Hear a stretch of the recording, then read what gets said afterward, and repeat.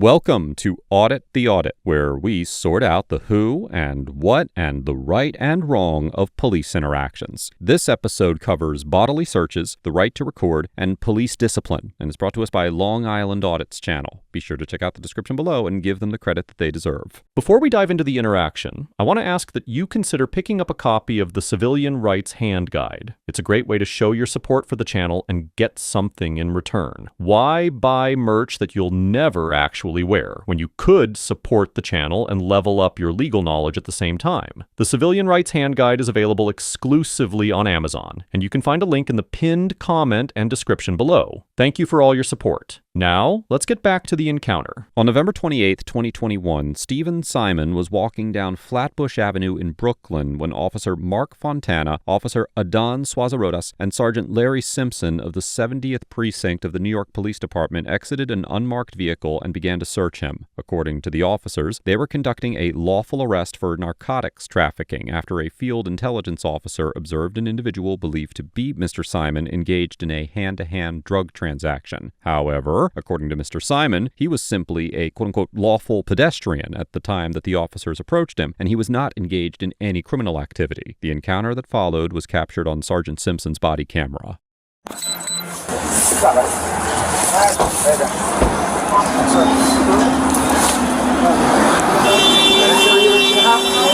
Sure.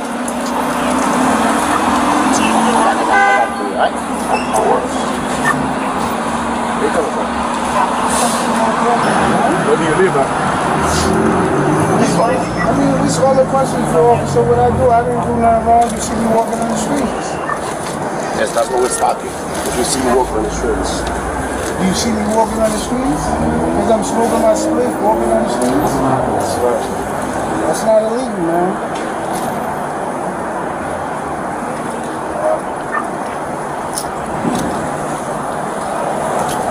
You can ask him, I just came out of there eating burger and all of that, man. Yeah, you can make a burger there. Yeah. Right, man.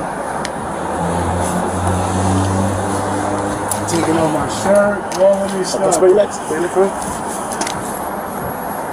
Grab it. No. What are you thinking about? You got anything on you? No, man, I'm just saying, you grabbing my doors and all of that, man, that was crazy.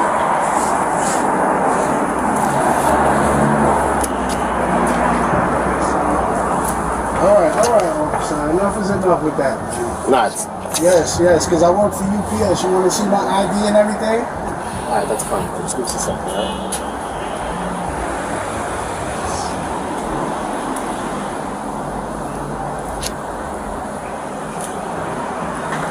Where you got it? What are you talking? Yo, you want me to take off my pants, man? Yo, Come relax, on. don't reach, Yo, alright? come on, don't do that. You don't do that, on my Alright, you Yo. go ahead. You search it. Come on, man. You want to comfortable? Search. What? Come on, man. Search. Look, you want me to take off my pants? No. You don't Don't have to take off my. You want to grab my everything, man? What's wrong with you, man? As Officer Swazarotas searches Mr. Simon, he grabs Mr. Simon's groin area multiple times, and Mr. Simon voices his protest. Whether or not the officers had the legal authority to search Mr. Simon depends on the level of suspicion that they possessed at the time, and unfortunately the facts are disputed on this issue. While the officers contend that they had so-called probable cause to arrest Mr. Simon based on reports from a field intelligence officer that he was observed engaging in a drug transaction, Mr. Simon argues that he was simply walking on the street and had not engaged in any illegal activity. It is important to note that even if Mr. Simon had not done anything wrong, a court could still find that the officers had so-called reasonable suspicion or even so-called probable cause based on the facts available to them if the evidence showed that an individual matching Mr. Simon's description had been involved in a nearby illegal drug transaction, and a court determining the legality of the search would first review the totality of the circumstances to determine whether the officers had reasonable suspicion, probable cause, or no objective suspicion of wrongdoing. When officers do not have reasonable suspicion or probable cause to suspect a citizen, they have authority to engage in a voluntary encounter and request a consensual search, but the individual is free to refuse and walk away. Any search at this stage must be based on the citizen's voluntary consent. Now, if an officer gains so-called reasonable suspicion that a person is involved in criminal activity, the officer may conduct a temporary investigative detention detention, also known as a Terry stop, based on the 1968 Supreme Court case that created the doctrine. As the Supreme Court established in the Terry case, the officer may also perform a limited pat-down frisk during one of these investigative detentions if there is also reasonable suspicion the person is armed and dangerous. And then finally, if an officer has so-called probable cause to believe that an individual committed a crime, the Supreme Court held in the 1973 case of United States versus Robinson that they may arrest them and perform a full search of their person and immediate belongings without a warrant as a standard incident of arrest. This includes a search of their pockets, clothing, and personal effects for weapons, evidence, or contraband. Now, in order for a court to find that the search conducted on Mr. Simon was constitutional, the officers would need to have probable cause to conduct an arrest and a search incident to arrest. However, even assuming that they had probable cause, a search incident to arrest must remain, quote-unquote, reasonable in scope and manner under the Fourth Amendment. And Mr. Simon would have a strong argument that Officer Suazo-Rodas's repeated grabbing of his crotch area was unnecessary, overly intrusive, and therefore unreasonable in violation of the Fourth Amendment. Additionally, NYPD Patrol Guide Procedure number 208-05 states that during a frisk, quote, a thorough external body examination is made by sliding the hand over the subject's body, feeling for weapons or other objects. Now, although the procedure does instruct officers to pay, quote-unquote, special attention to the, quote-unquote, groin area, a disciplinary investigation later found that the body camera showed Officer Suazo-Rodas running his hands over Mr. Simon's genital area, squeezing his groin multiple times, and pulling back and forth on his genitals, and that he groped Mr. Simon at least 2, if not 3, different times. Clearly, this level of, let's just call it attention, far exceeds sliding the hand over the area in order to feel for weapons, and it is highly likely that Officer Suazo-Rodas's conduct violated NYPD procedures. That's some disrespectful. I told you I work, and you want to. Why you so intense for? Listen. You just grabbing my. You did grab my. Everything's on camera, bro. You grab my. That's right. You grab my. Man, yo, get the me, man. Nah, ain't no fault, man. What's your name? What's your you saying something? Are you a That's right. That's right. Hold up. Let me take my picture of you. Because you want to grab my. You want to hear about me tomorrow morning. You want to hear about me. You want to hear about me tomorrow morning. Nah, I don't want no business card. I don't want no business card. Right here. Come right here. Come right here. Come right here. Come right here. Come right here. Don't grab my phone. Don't grab. Yo, bro, you see this, right? Everything's on camera. Grabbing my and everything, man. The right here. Everything's on camera. Take a picture of me. You understand? Yo, you see? You got my shield number. That's all you need.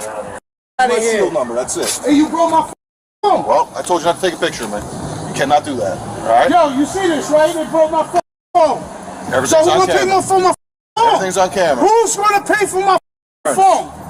After you done grab my phone. I told you to take a picture of us. What are you talking about? You're a public servant. I can take a picture all of you get is our name and shit. I can take a picture of you. You're a public servant. Not when you're too close. You sign up to that. What are you talking about? You taking me grabbing my enough, take a picture that close.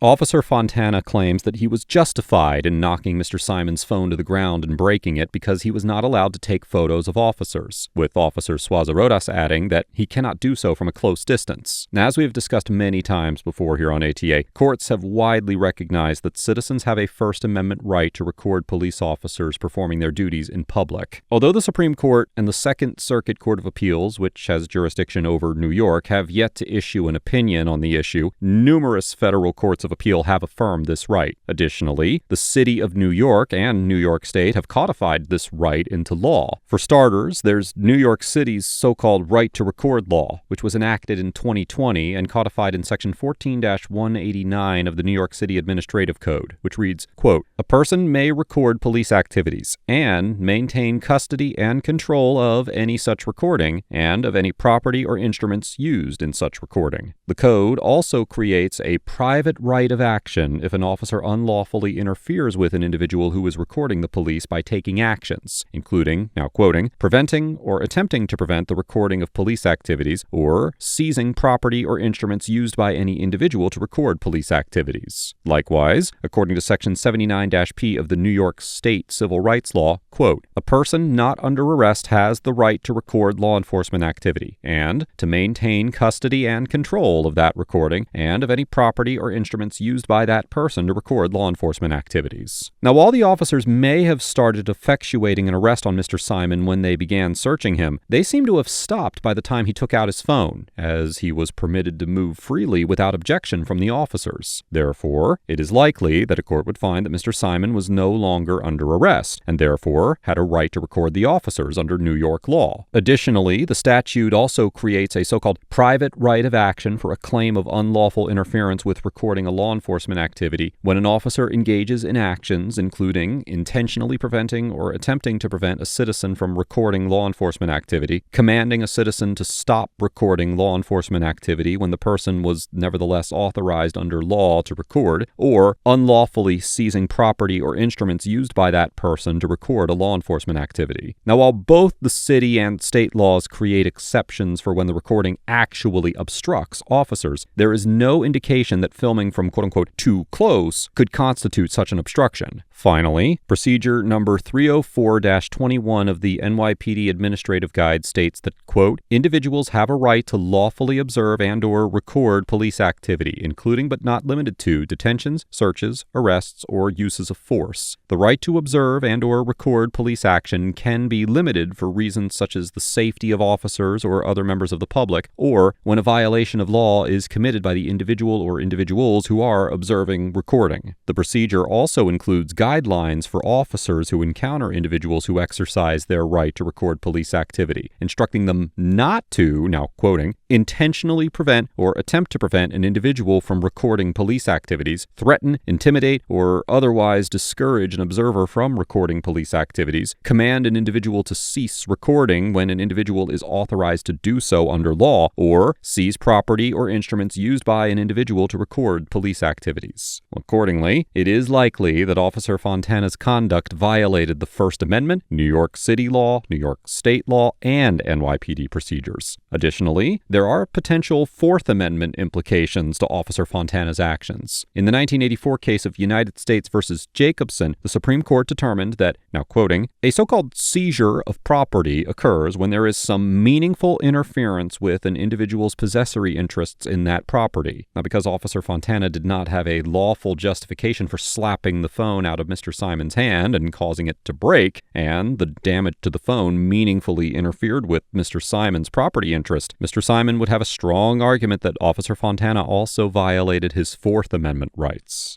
You grab my and you gonna remember me for doing that. You a crabby, you broke my phone. That's a $1,000 phone. Who gonna pay for my phone? Why you biting your lips? Why you biting your lips? You feel intimidated by me? You grab my You have an idea, you? Yeah? I don't need no ID. You have an idea, you? Yeah, I got a ID on me. For what? For what? Can I see your ID? What you want my ID for? Can I see your ID?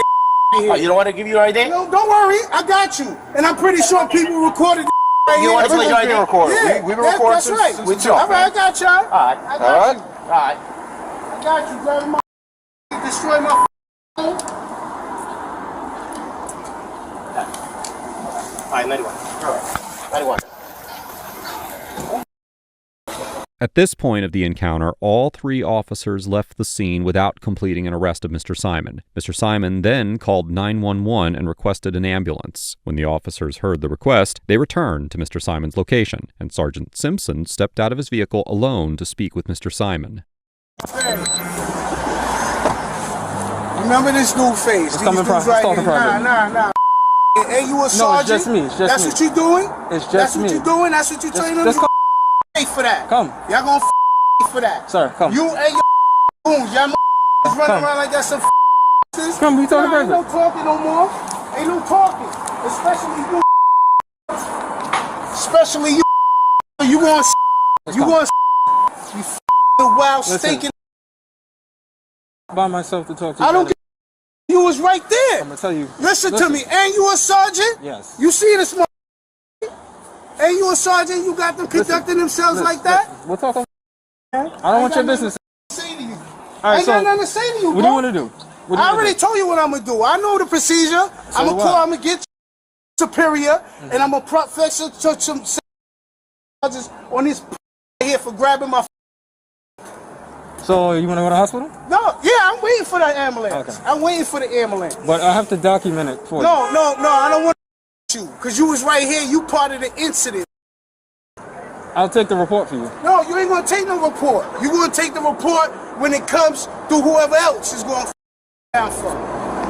Because that's why y'all ain't playing games, touching the right people. Okay, here's the thing. Y'all gonna pay, especially these little predator right here. Listen. Touching. Don't touch me, bro. I'm not gonna touch you. Don't touch me. Don't touch. I don't want to talk to you. I told you. You part of the incident. I'm gonna help so you. You can't. No, you can't help me, bro. You want me to document it? I'm gonna talk to the lawyer. No, not you. Not you. I talk to somebody else. Not you, mother. Because you stood right there. Y'all here acting like some hooligans. With the right one, y'all grabbing up on my. Now I gotta go to the hospital. Okay. And it's here recorded. They got everything recorded. I got y'all running around playing. We got it recorded too. Word up. All right. Have it recorded. Okay. ET on the bus? Yo, recorded. Keep harassing. You see what's here? He let them do that. He's supposed to be authority. They'll be here at midnight 45. Yeah, man. You can tell me all of that. No, I'm saying the ambulance is coming. All right, well. Y'all playing a dirty game. Y'all been getting away with that a long time. Crazy, man. Y'all out of control. Play with the right one tonight. All that thirst. Look for some up. Y'all out here trying to walk in the street smoking weed. Out of here. All y'all gonna see. Y'all gonna remember that shit. Breaking my central booking somewhere doing paperwork, sitting up, lose your gun, all of that.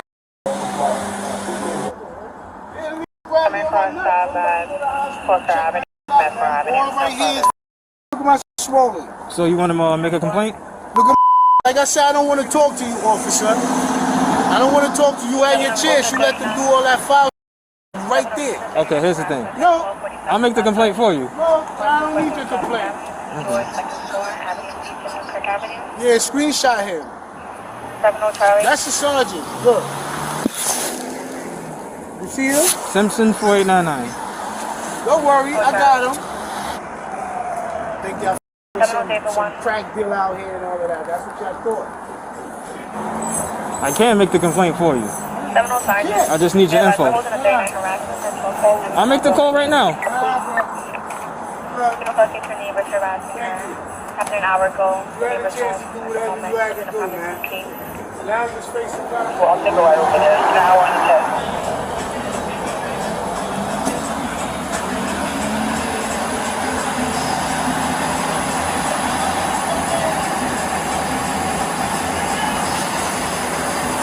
So one more time, you're not gonna give me no info? Yo, excuse me. I don't want these guys around me or just assaulting me. It was over there,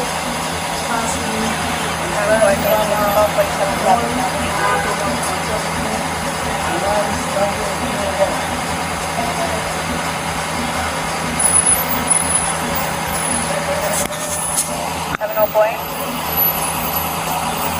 On November 29, 2021, the day after the encounter, Mr. Simon filed a complaint with the New York City Civilian Complaint Review Board. An investigation was conducted, and the board found that Officer Swazarotas had abused his authority by inappropriately touching Mr. Simon. Although Officer Swazarotas claimed during the investigation that he did not grab Mr. Simon's groin, the report concluded that the body camera footage confirmed that Officer Swazarotas did, in fact, do so at least twice. Officer Swazarotas argued that Mr. Simon rendered his first first search invalid by moving, forcing him to search a second time, but the investigator determined that this was disproven by the body camera footage. Based on these misrepresentations, the board also determined that Officer Suazarotas had provided a false official statement during the investigation. Now, as for Officer Fontana, the investigation determined that he had wrongfully interfered with Mr. Simon's use of a recording device, used physical force against him, damaged his property, and spoke to him discourteously. During the investigation, Officer Fontana initially testified that when Mr. Simon took out his phone, he feared for his safety because he thought that the phone could be concealing a taser or a knife, and that Mr. Simon got quote-unquote very, very close to him. Officer Fontana also claimed that he did not slap the phone out of Mr. Simon's hand, but that he only put his hands up to quote-unquote create distance, and that Mr. Simon dropped the phone or it fell to the ground. However, this version of events is clearly contradicted by the body camera footage.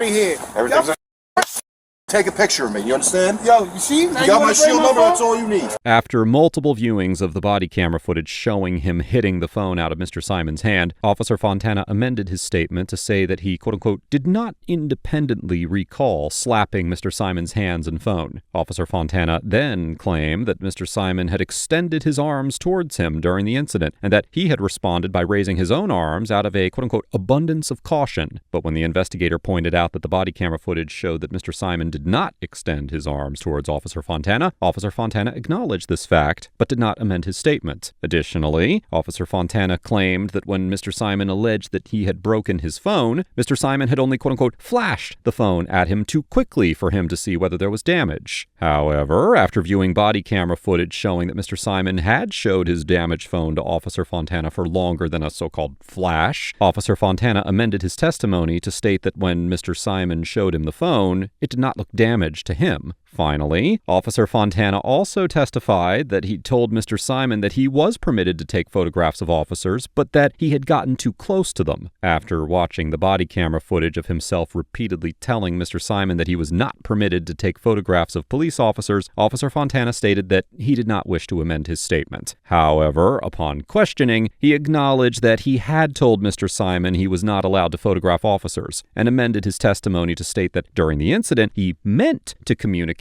that Mr. Simon was not permitted to take photos of officers, quote-unquote, that close, but he was allowed to photograph from a distance, and that he should have articulated himself better. Well, due to his multiple repeated false claims during his testimony, the report also determined that Officer Fontana had provided false official statements. Notably, the board did not conclude that the initial arrest or search were improper or without probable cause. I've included a link to the full investigative report in the description down below if you're interested in reading more. Both officers entered into plea agreements, with Officer Fontana pleading guilty and forfeiting 20 vacation days, and Officer Suazarotas, who, by the way, has apparently been promoted as he's listed in the disciplinary report as Sergeant Adan Suazarotas, pleading guilty and forfeiting 10 vacation days. On October 7, 2022, Mr. Simon filed a civil lawsuit in New York State Court against Officer Suazarotas, Officer Fontana, Sergeant Simpson, and the City of New York, alleging claims of assault and battery, false arrest, and violations of the 4th and 14th Amendments. In support of his case, Mr. Simon filed a sworn affidavit stating that he was not engaged in any illegal activity at the time he was seized, and that, now quoting from the affidavit, none of the officers had any reason, much less probable cause, to believe that I had committed or was about to commit a crime. As of the date of writing this episode, the case is still pending. Overall, the NYPD officers get an F